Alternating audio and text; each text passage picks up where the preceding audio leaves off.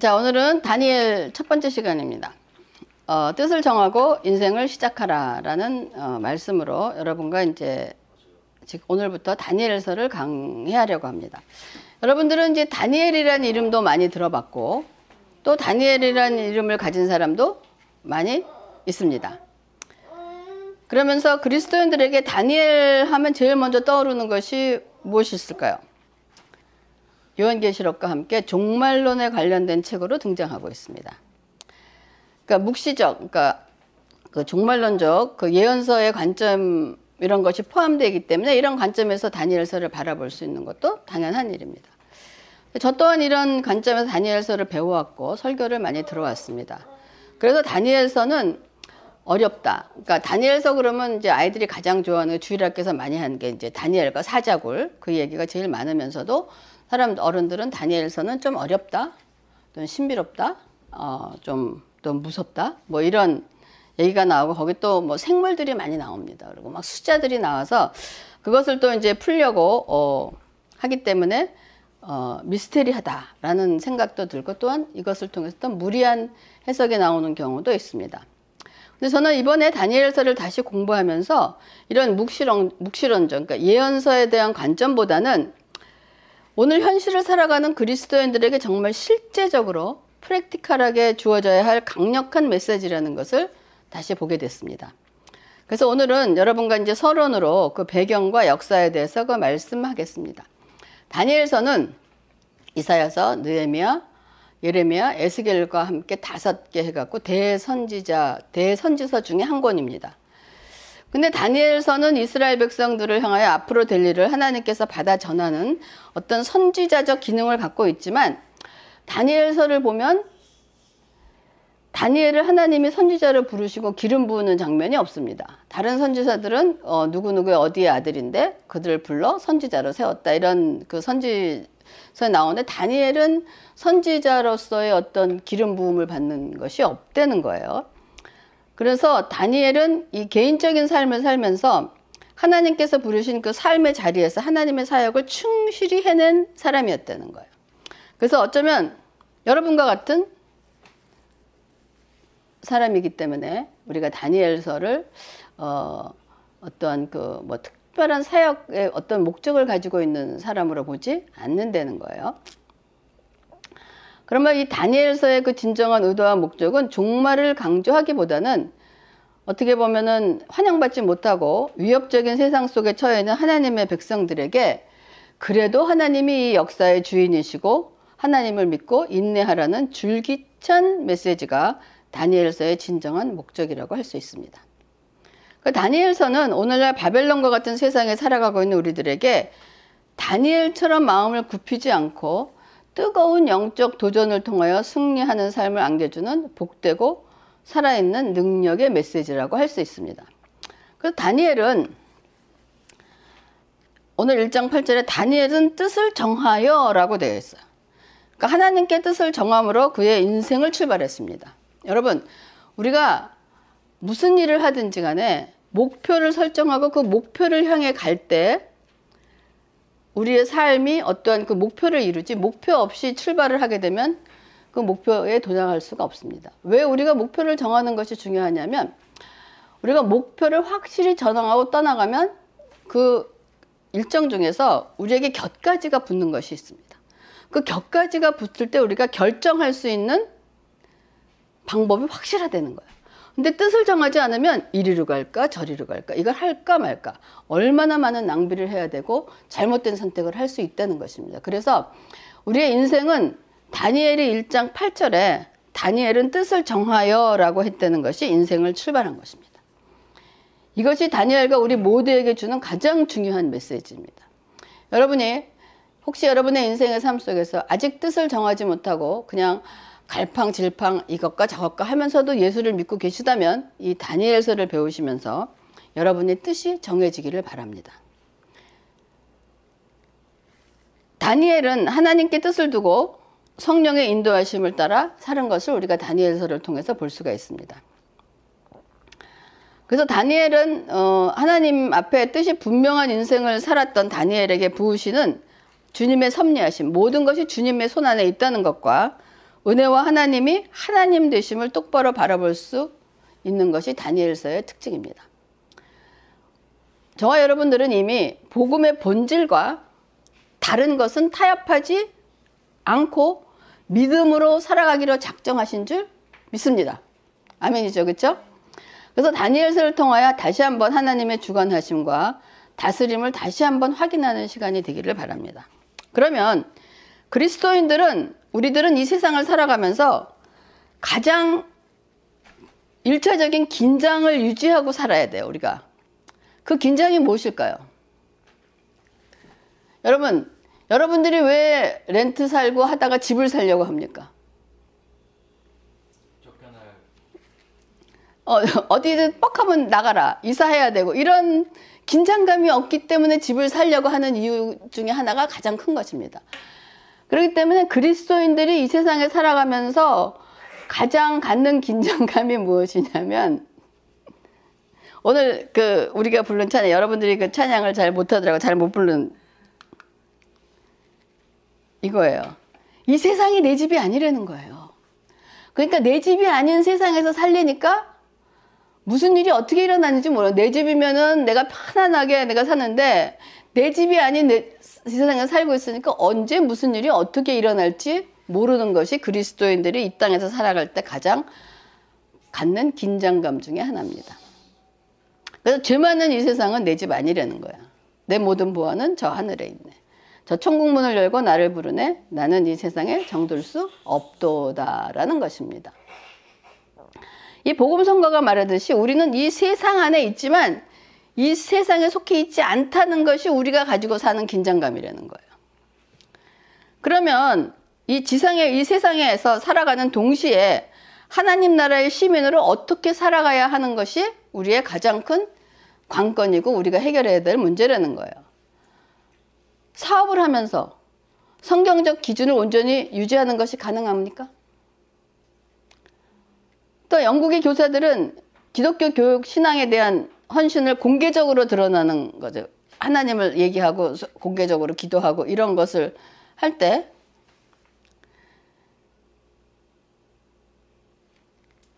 징계 조치를 받고 너희가 이런 일을 당할 것이라는 그런 위험을 받기도 합니다. 또 북아일랜드에서 빵집을 운영하던 그리스도인 부부가 동성결혼을 지지하라는 문구로 장식된 케이크를 판매를 거부했다가, 여러분 몇 년 전에 그거 있었잖아요. 그러니까 벌금 물었잖아요. 끌려가고 유죄 판결 받았습니다. 그러니까 곧 신앙 양심에 따라 가게를 운영하면 사업체를 잃어버릴 수 있다는 것을 의미하기도 한다는 거예요. 또 기독교의 박해가 심한 곳에서 삶은 생사 여부, 목숨이 달려있는 상황이기도 하다는 거예요. 그런 이런 삶 가운데서 여러분들은 세상과 어떻게 타협하시겠습니까? 아니면 세상에 도전하시겠습니까? 이것이 다니엘서가 보여주는 주제입니다. 여러분이 케이크 가게를 하는데 이거 하려고 안 한다 그랬고 끌려가서 벌금 물고 유죄 판결 받겠습니까? 아니면 뭐 나 이렇게 믿으면 붙이라는 게 하는 거니까 그냥 붙이고 살지. 그냥 뭐 내가 그렇다고 해서 하나님을 부인하는 거 아닌데 이렇게 타협하시겠습니까? 이것이 우리의 삶에 주는 딜레마인 것입니다. 이것을 어떻게 해결할 것을 보여주는 것이 다니엘서라는 거예요. 그 다니엘서에서는 다니엘과 친구들의 얘기를 통해서 또 다니엘이 받은 환상을 통해서 이 문제를 정면으로 다루고, 주제는 딱 하나예요. 한 분이시며 참되고 살아계신 하나님을 믿는 사람들이 적대적이고 때로는 목숨을 위협하는 국가와 문화와 정부 안에서 어떻게 살아가고 일하고 살아남을 수 있는가 하는 문제를 다루고 있다는 거예요. 다니엘이 망했습니까? 다니엘은 나라가 바뀜에도 불구하고 거의 한 80이 넘었는데도 총리 중에 총리를 하고 생애를 가졌던 사람입니다. 나중에 거기 보면은 왕이 다니엘에게 꿈을 해석해 주면은 상도 주고 뭐 보화도 주고 뭐도 준다 그러니까 다니엘이 뭐라고 얘기하는지 아세요? 나 그거 필요 없다라고 그래. 자기가 얼마나 많은 것이 갖고 있고 그건 필요 없고 그건 다른 사람이나 주라 그러네. 그래도 내가 그거 받지 않아도 네 꿈 해석해 줄게 하는 그러한 태도로 이 세상을 살아간 사람이 다니엘이었습니다.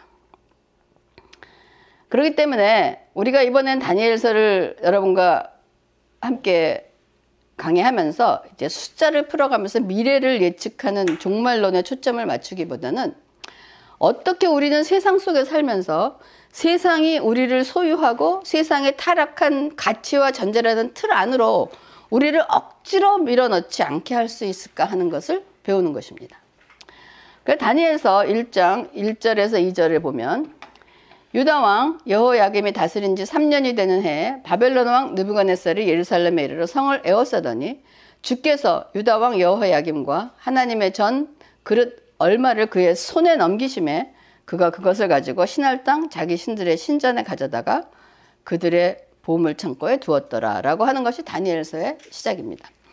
이 구절은 짧지만은 다니엘서의 어떤 역사적인 배경을 설명하고 있는 거예요. 그러니까 때는 거의 한 BC 600년경으로 우리가 지금 중동이라고 부르는, 여기 보시면 이것이 이제 지금 현대의 나라예요. 그러니까 이라크 있고 시리아 있고 이란 있고 사우디아라비아 있고 이제 이런 게 있고 지중해가 있고. 근데 이제 이때 있던 것이 아수르와 이집트와 여기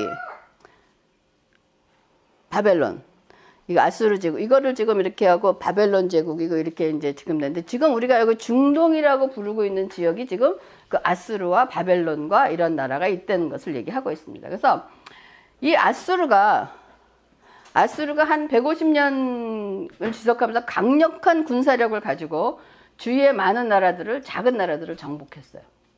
그래서 그 중에 하나로 정복당해서 멸망한 나라가 BC 721년에 사마리아를 수도로 삼았던 북이스라엘이 아수르에게 망했습니다. 그래서 반면에 아직 예루살렘을 수도로 삼았던 남유다는 멸망은 피했지만은 그로부터 한 100년 이상 아수르 제국에 조공을 바치는 거야. 그러니까 속국으로. 그러면서 이제 지내했는데 지금 이 아수르가 멸망의 때가 온 거예요. 그렇게 큰 제국이 몰락하기 시작하면서 나타나는 현상들이 있다면 뭐가 있을까요? 그 지배를 받고 있던 작은 나라들이 어떻게 하려고 그랬겠어요? 야, 지금 때가 있다니까 우리가 독립을 하자 하고 어떤 독립전쟁을 꿈꾸지 않겠습니까? 그래서 독립하기 위해서 반란을 시작했는데 이것이 이때만 있는 것이 아니고 여러분 한 1990년대에 유럽에서 소련이 몰락한 후에 수많은 작은 나라들이 독립을 선언하고 분리되었던 것은 역사가 늘 증명을 하고 반복을 하고 있습니다. 그래서 우리 김 목사님이 바라는 거 있잖아요. 중국이 빨리 이렇게 중국이 무너지면 그 있는 어떤 작은 그 소수 민족들이 일어나서 분리되기를 원하는. 그러니까 역사는 계속해서 반복이 되고 있다는 거야. 그래서 지금 이제 아수르 제국의 숙박을 받고 있던 나라들이 지금이 기회다 벗어나려고 할 때 새롭게 부상하는 신흥 세력이 어디 있느냐? 이 바벨론이 있는 거야. 바벨론이 이제 신흥 세력으로 나타나고 있었던 거예요. 그러면 지금 이 아수르와 바벨론이 있기 전에 옛날에 그 영광을 누리던 큰 나라는 여러분 어느 나라라고 생각하세요? 성경에 나오는 애굽입니다. 모세 시대부터 그때는 애굽이 이집트가 큰 이런 강력한 힘을 갖고 있는데 지금은 이 시대 아수르와 여기 있을 때는 애굽은 그렇게 큰 힘을 갖고 있지 못했지만은 그래도 내가 옛날에 이런 나라인데 하는 그런 영광을 회복하려는 것이 끊임없이 애굽도 그 영광을 회복하려는 그런 일을 하고 있다는 거예요. 그래서 이제 그러니까 이 바벨론에서는 누가 나오는 느부갓네살이라는 젊은 왕이 지도력 아래서 메소포타미아 유럽 남쪽 끝에서 북상하는 이제 바벨론이라는 국가가 나오는 거예요.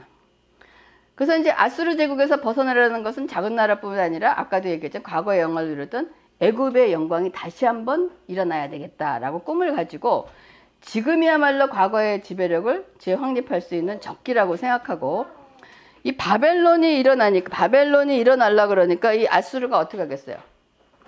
바벨론을 일어나지 못하게 하려고 그럴 거 아니에요. 그러니까 바벨론을 일어나지 못하게 하려고 그러니까 애굽이 누구를 도우려고 그러냐면 아수르를 도우려고 합니다. 그래서 아수르를 도와서 바벨론을 못 일어나게 하려고. 그러니까 이집트에서 아수르를 도우려고 그러면은 이 팔레스타인 지역을 통과해야 돼요. 그러니까 누구를 통과해야 되냐? 유다를 통과해야 된다는 거예요.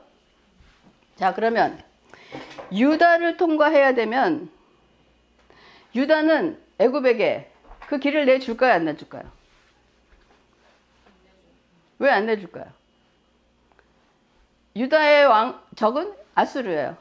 아수르가 이기려고 애굽이 도와주러 가는 것을 막으려고 해주니까 안 도와주려고 유다가 일어나서, 이게 열왕기상 하나 거기 보면 이게 다 나오는 그 전쟁 얘기예요. 근데 하나님이 애굽을 의지하지 말라 그랬거든. 나가지 말라 그랬거든. 근데 아수르를 돕기 위해서 군대를 일으키고 나가는 에집트를 맞서서 유다가 나갑니다. 그 당시 유다의 왕이 누구냐? 요시아였어요.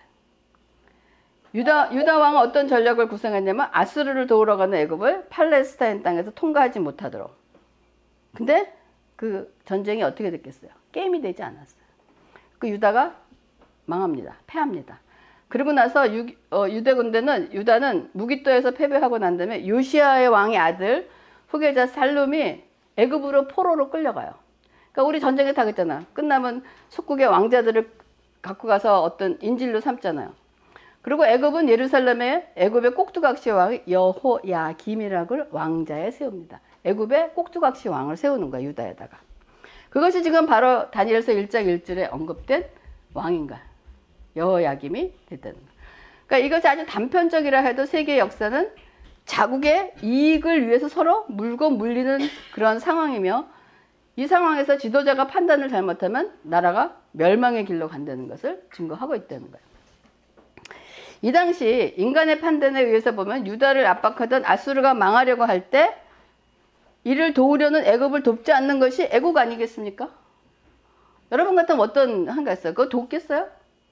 어떻게 보면 마땅한 일임에도 불구하고 유다가 졌어요.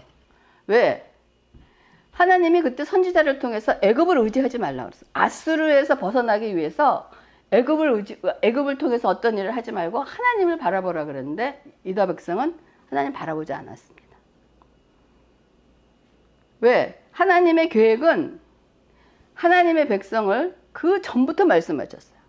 포로되어 갈 것이다. 니네 백성들. 그러니까 예레미야와 에스겔 선지자가 끊임없이 그 얘기를 했는데 이 사람은 안 들었던 거야, 유다가. 백성을 포로 70년 계획이 있다고 예레미야 선지를 통해 전했지만 유다 백성은 듣지 않아요. 왜? 우리가 어떻게 포로가 돼?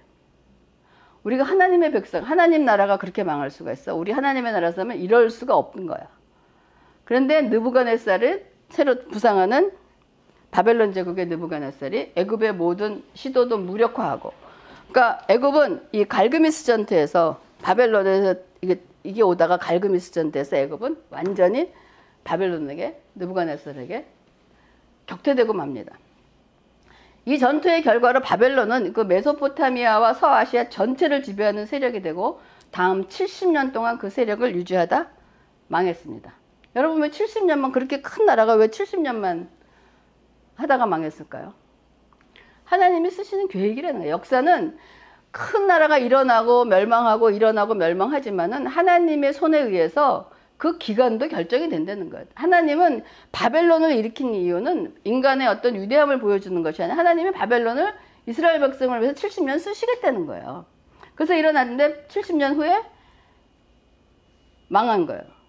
그러면 이렇게 포로 기간이 70년이 우연이겠어요? 다 하나님의 손 안에서 움직이고 있다는 것을 다니엘서를 통해서 보여주고 있다는 거예요. 그럼 그 당시에도 하나님의 손에서 모든 것이 움직인다면 지금도 모든 것이 하나님의 손에 있다는 것을 우리가 믿을 수 있는 것입니다. 그래서 다니엘서 1장 1절은 한 시대의 종말이자 새로운 시대의 시작을 얘기하는 거예요.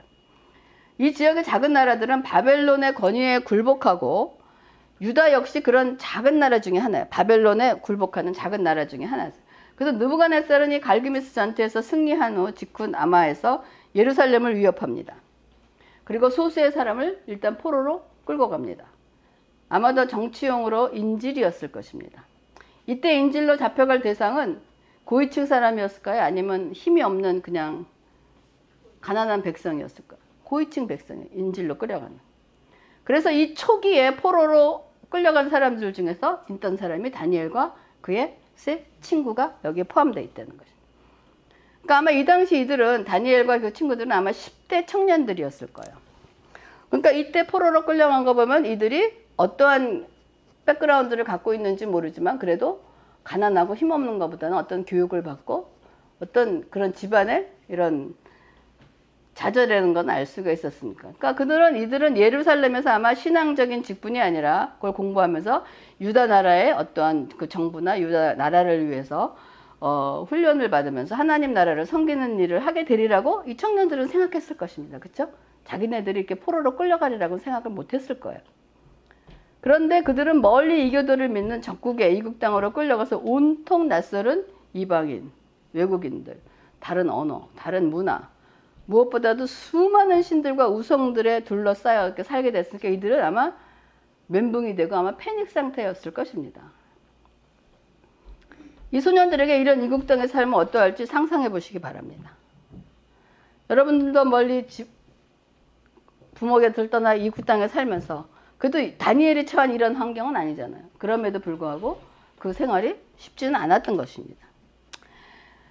그래서 지금 다니엘서 1장 2절에 언급된 이 사건은 느부갓네살이 예루살렘에 쳐들어와서 하나님의 성전에 있는 모든 예배드리는 그 성전 기구를 바벨론으로 실어가고, 이것이 바벨론으로 실려가는 것이 언제 예언이 되어 있는지 여러분 기억하십니까? 여러분 구약을 배웠으면 히스기야 왕 때, 히스기야가 죽을 병에 걸려서 어떻게 돼 있어요? 하나님께 기도했잖아요. 하나님이 생명을 어떻게 하셨어요? 15년 연장시켜줬어요. 그러니까 얼마나 즐겁고 좋은 일이겠습니까? 그러니까 바벨론에서 히스기야 왕을 축하하러 사절단이 옵니다. 아, 왕이 이렇게 회복이 되고 다는가. 이때 히스기야가 뭐 했어요? 자랑해갖고 자기 창고에 있는 하나님의 성전에 있는 창고를 다 열어줘서 다 보여줬어. 다 자기 거라고. 근데 선지자를 통해서 하나님이 뭐라고 했어? 이거 다 네가 자랑했는데 다 이거 끌려가고 다 파괴될 거고 다 포로로 끌려갈 거라고 얘기했어. 그랬더니 히스기야가 그 당시에 엎드려갖고 회개했어야 되는데, 아, 내 대에서 일어나는 일 아니면 it's okay.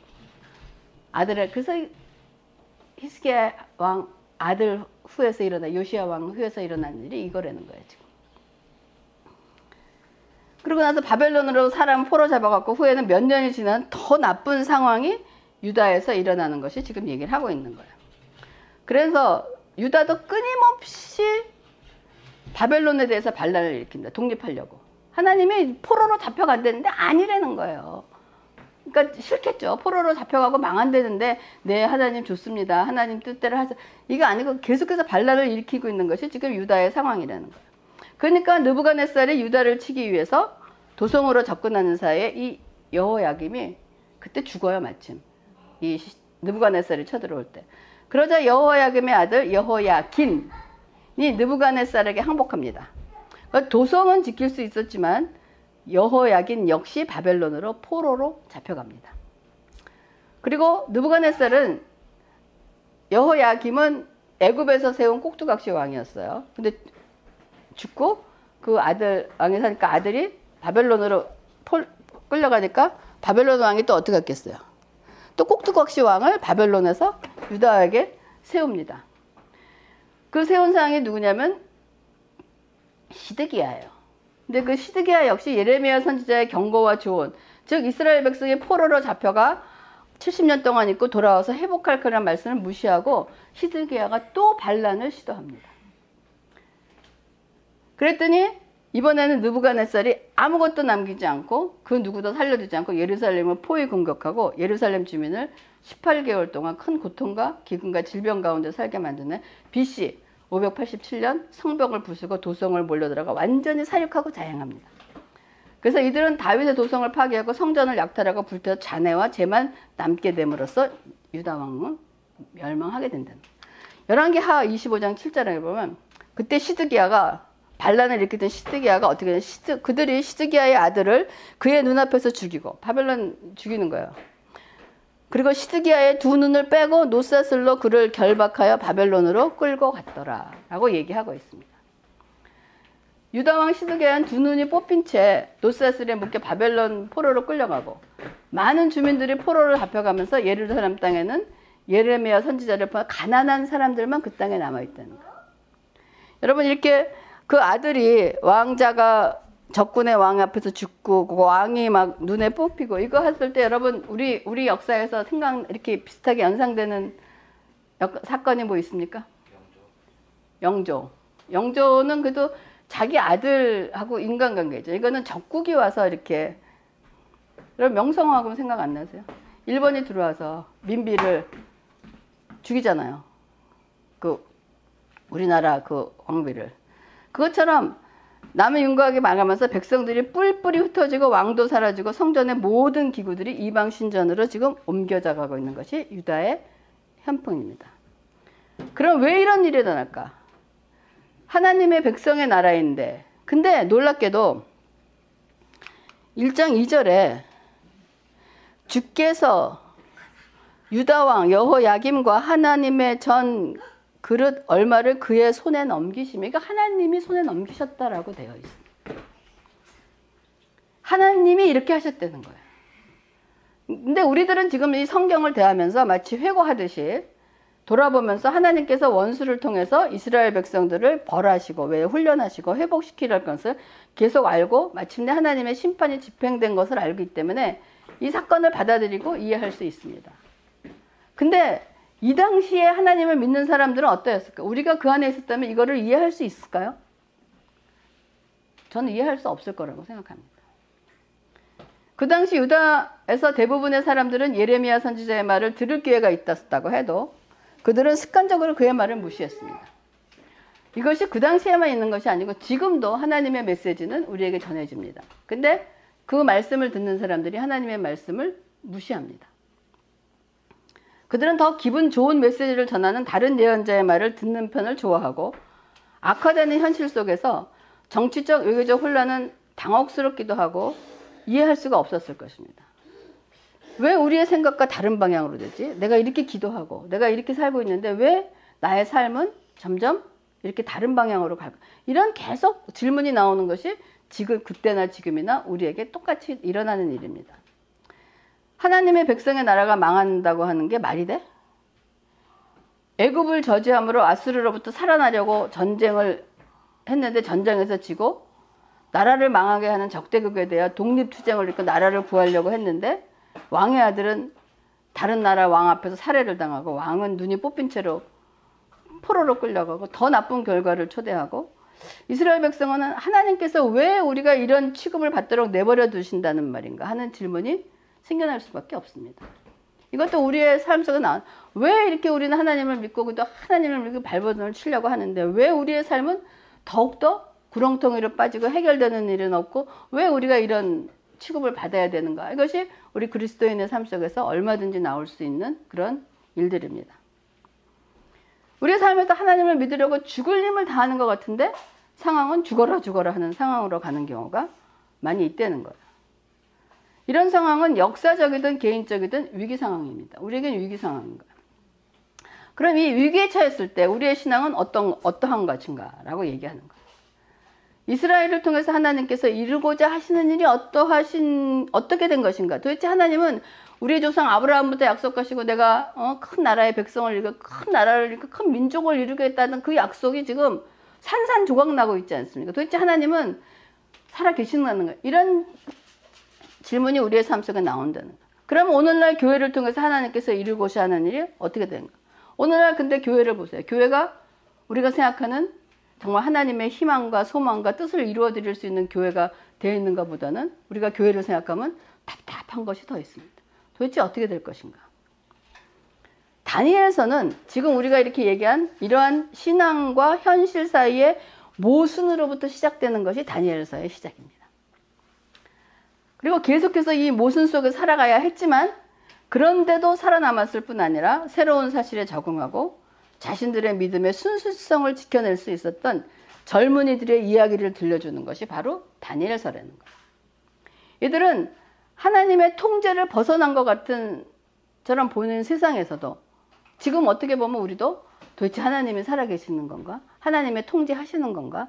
하나님이 주인이 아니신 것 같은 세상에 살고 있는 것 같은 느낌을 받을 때가 있습니다. 하지만 그들은 하나님은 여전히 통제하고 계시다고 믿고 주장할 수 있는 것이 다니엘서에서 나오는 이야기입니다.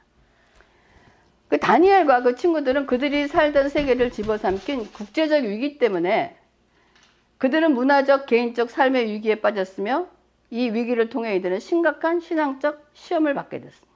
그래서 생각해 보세요. 이들이 그래도 부유하고 좋은 가정에서 좋은 신앙 교육을 받고 그 나라를 위해서 살 10대였는데 갑자기 이들이 일으킨 일이 아니에요. 주위의 환경과 주위의 국제적인 정세에 의해서 나라가 망하면서 갑자기 이들이 알 수 없는 바벨론으로 포로로 끌려가는 삶을 살게 된 것이 지금 다니엘과 그 친구들의 삶이라는 거예요. 그런데 이들이 바벨론으로 해서 이런 이국 땅에서 살아야 될 뿐만 아니라 그 이국 제국의 정부에서 일하라는 요구를 받는 것이에요. 그러니까 여러분들이 이렇게 그리스도의 나라를 살다가 모슬람 국가로 끌려갔어요. 그런 다음에 모슬람 국가의 정부에서 여러분 보고 여기 와서 일을 하라라는 지금 요청을 받았다고 한번 생각을 해보십시오. 그러니까 느부갓네살은 정복한 주민 중 최고의 엘리트를 문화적으로 재교육해갖고 성장시켜 나가서 바벨론 제국을 위해서 일하도록 하겠다는 계획입니다. 근데 느부갓네살은 어떤 사람의 종류를 어떤 사람이 원하는지 정확하게 얘기하고 있어요. 아무나 뽑는 게 아니에요. 다니엘서 3장 5절에 보면 환관장 아스부나스에게 말해 이스라엘 자손 중에서 왕족과 귀족 몇 사람, 왕족과 귀족이에요. 그러니까 다니엘은 왕족은 아니었으니까 귀족이었던 것이 나타나요. 곧 흠이 없고 용모가 아름다우며 생긴 것도 잘생겨야 된다는 거예요. 모든 지혜를 통찰하며 지식에 통달하며 학문에 익숙하여 왕궁에 살만한 소년을 데려오게 하였고 굉장히 엘리트를 데려오라는 거예요. 가문도 좋고 인물도 좋고 그들에게 갈대아 사람의 학문, 언어를 가르치게 하였고 또 왕이 지정하여 그들에게 왕의 음식과 그가 마시는 포도주에서 날마다 쓸 것을 주어 3년을 그리게 하였으니 후에 그들은 왕 앞에 3년 동안 훈련 과정을 이런 것을 겪으라는 거예요. 그래서 3년 후에 국가에 의한 관리나 정부 안에서 일자리와 원래 민족적 이름도 바꿔준다. 바벨론식 이름으로 개명하라는 거예요. 우리나라도 그랬잖아요. 일제일 때. 근데 안 바꾸는 사람 창씨 개명 안 했고 안 한 사람도 왜? 이름을 바꾼다는 것은 내 아이덴티티를 거부하고 버리는 일이라는 거야. 그러니까 예루살렘에서 자란 이 유대 소년들에게 이것은 엄청난 문화적 변화와 방향 전환을 의미하고 어떻게 반응해야 될지를 결정해야만 하는 것이 그들은 아마 양심과 힘겨운 싸움을 했어요. 자, 이렇게 기독교인인데 우리가 모슬람 국가에 끌려가서 그 모슬람 정보를 위해서 일하고 할 때 자, 여러분한테만 마음의 갈등이 안 생기겠습니까? 일단 신앙에서 이거는 해야 될지 말아야 될지 하는 그런 갈등이 생겨요. 그러니까 어떤 사람은 난 차라리 죽으면 죽으리라. 순교하는 사람도 있을 거예요. 나는 못한다 하고 순교하는 사람도 있었을 거예요. 만약 이들이 다니엘과 그 친구들이 나는 못하리라 하고 순교를 했으면 다니엘서는 이렇게 길게 나오지 않았을 거예요. 그렇죠? 그냥 많은 순교자들 중에 한 사람으로 남아있을 것입니다. 그러면 이들은 순교할 용기가 없었나? 용기가 없었기 때문에 그럼 그거를 받아들이고 다 살았나? 근데 그 보면 나중에 다니엘서에 나오면 생명을 걸 일이 있으면 이들은 생명을 걸고 죽으면 죽으리라 하는 용기를 보여주는 거 보면 이 사람들이 이거를 억셉트한 것은 순교할 자신이 없어서 억셉트한 것이 아니라는 것을 우리가 짐작을 할 수가 있다는 거예요. 그래서 이들은 바벨론 교육에 대해서 예라고 했습니다. 받겠다라고 얘기했어요. 그들은 갈대아 사람의 학문과 언어를 가르치게 하였고 라고는 이들은 바벨론의 학문과 언어 중 문화와 문명에 대한 완전한 제휴교육을 받아야 했어요. 여러분 우리가 역사 속에서 보면 바벨론 문명은 고대 세계에서 굉장히 발전한 문명으로 문학과 수학과 천문학과 원시적인 과학 분야에서 큰 성과를 이룬 것을 우리가 알 수가 있습니다. 그러니까 근데 이 문명은 다신론 종교의 온갖 특징과 섞여져 있다는 거예요. 다신론 이거를 배워야 된다는 거예요. 근데 바벨론 교육은 많은 점에서 구약 이스라엘의 신앙과 근본적으로 다른 종교 문화 세계관에 기초해 있습니다. 이거는 지금 우리 찬호도 이제 학교 가면은 창조론을 배우는 것이 아니고 진화론을 배울 것입니다. 우리와 다른 문화를 많이 배우고 그걸 배울 것입니다. 그렇다 그러면은 안 된다고 가르치지 않고 학교 안 보내시고 집에서 홈스쿨링 하시겠습니까?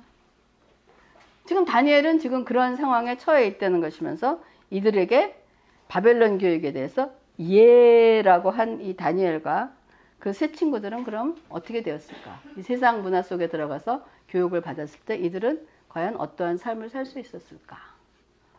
다음 시간에 계속하겠습니다.